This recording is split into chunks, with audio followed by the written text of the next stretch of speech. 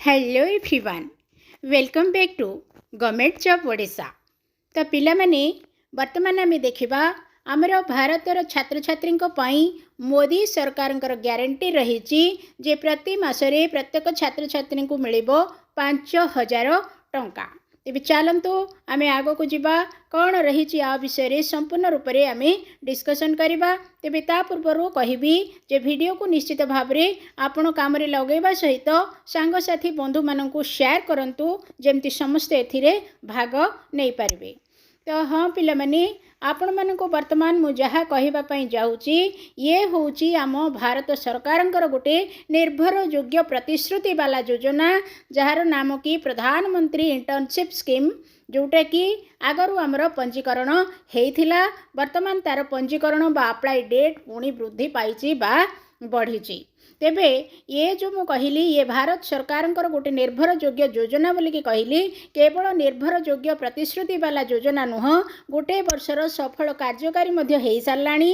वर्तमान द्वितीय वर्ष पई आवेदन चली, बहुत जन आवेदन कले, एबे आउ थे पुणी थे आमर आवेदन तारीख बढ़ी। तो चलतु देखी नवा संपूर्ण रूप से आमर कौन रही खबर, जोटा कि मु आजिकार संवाद खबर कागज रु आणिकी आपण मानकु देछि। ओके, तो देखिपे 2024-25 बजेट रे शिक्षित युवक युवती निमंते प्रधानमंत्री इंटर्नशिप स्कीम जाकु कि आमे PMIAS बोलिकी कहूँ, ये योजना आमर आरंभ होता। यही योजना रे पंजीकरण निमंते शेष तारीख को एप्रिल 15 जाए वृद्धि करा जायछि। PMIAS योजना अक्टोबर 2024 रे आरंभ होईची। मु आगरु ही कहिथिली ये गत वर्ष आरंभ होइथिला आ गोटे वर्षर सफल रूपांतरण मध्य हेई सारलाणी। एही योजना रे वार्षिक 8 लाख रु कम आय थिबा, 8 लाख रु कम माने प्राय आमर ओडिशार सबु पिला एथिरे आवेदन करि परिबे, काहेकि ना आम ओडिशार अधिकांश परिवार आय 8 लाख रु ही कम हेई थाए। ओके, तो वार्षिक आय 8 लाख रु कम थिबा परिवार 21 रु 24 वर्ष वयस्क शिक्षित युवक युवती। ओके, जदि कौनसी शिक्षित युवक युवती बयस 21 रु 24 से माने जदि अछंती ताहेले सेमानकु प्रशिक्षण बा ट्रेनिंग दिया जिवो। ट्रेनिंग दे सारला परे सेमानकु नियुक्ति बा चाकरी जोगाई दिया जिवो, जोटा कि गोटे वर्षर सफल रूपांतरीकरण हेई सारलाणी मध्य। ओके, 6,000 टंका एककालीन ग्रांट सह एक वर्ष निमंते मासिक 5,000 टंका स्टाइपेंड प्रदान करा जिवो। तो यार अर्थ है जे जो पिला माने आमर वार्षिक 8 लाख रु कम आय थिबा, जेमिति कि मु कहली आम ओडिशार सबु पिला प्राय आसीबे बोलिकी 21 रु 24 वर्ष बयसर शिक्षित युवक युवती जदि रहिचंती सेमानंकु ट्रेनिंग देकी जो चाकरी दिया जिवो, से ट्रेनिंग देबा समय रे सेमानंकु मासकु 5,000 टंका लेखाएं स्टाइपेंड दिया जिवो, जेमिति कि सेमाने तांकर जीवा आसीबा खर्च को सहजरे बहन करि परिबे। ता छडा ट्रेनिंग सरीगला परे एक वर्ष भितरे सेमानकु प्रायतः मासकु 5,000 ले वर्षकु 60,000 टंका मिल जिवो।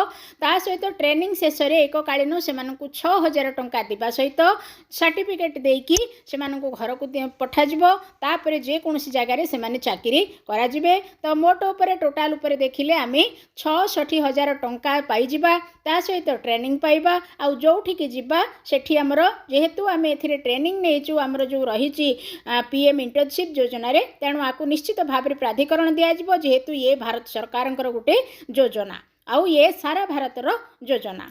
प्रथम पर्याय रे यही योजना रे 6 लाख आवेदन मिली। ओके, माने वर्तमान सुधा आमर 6 लाख पिला आवेदन कर सारे। यार सफलता परे वर्तमान द्वितीय पर्याय आरंभ होईची, माने 15 तारीख पर्यंत आउ थे बढ़ाई। द्वितीय पर्याय निमंते आवेदनर शेष तारीख मार्च 31 रही, किंतु यह एप्रिल 15 तारीख को परिवर्तित करा जायछि। तेणु जो मैंने अप्लाई करिसंती बहुत भल कथा, जो मैंने अप्लाई करिनाहंती वर्तमान अप्लाई करिया पई चेष्टा करंतु।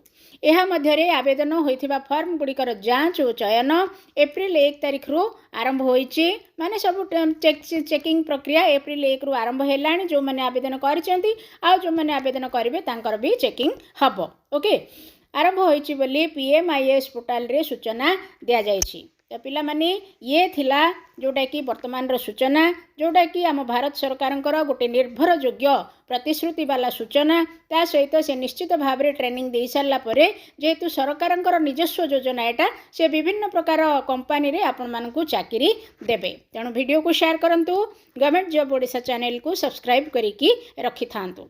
ଧନ୍ୟବାଦ।